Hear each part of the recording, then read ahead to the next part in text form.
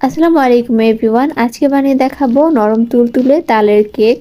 তো তার জন্য একটা বাটিতে নিয়ে নিচ্ছি ময়দা, চালের গুঁড়া, গুঁড়া দুধ আর দিয়ে দিচ্ছি বেকিং পাউডার আর দিয়ে দিচ্ছি লবণ আরও কিছুটা গুঁড়া দুধ দিয়ে এখন এগুলোকে মিশিয়ে রেখে দিব।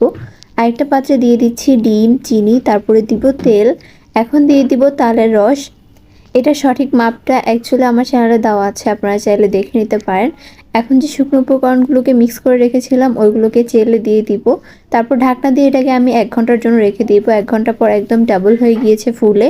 এখন এখানের মধ্যে কিছু নারকেল মিশিয়ে তারপর এগুলোকে একটা কাপের মধ্যে নিয়ে নিচ্ছি।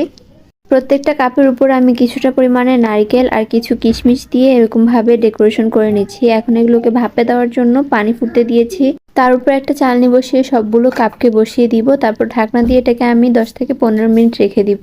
তারপর এটাকে কাঠি দিয়ে চেক করে নিব আর তারপর এটাকে আনমোল্ড করে নিলেই কিন্তু আমাদের নরম তুলতুলে কেকগুলো একদম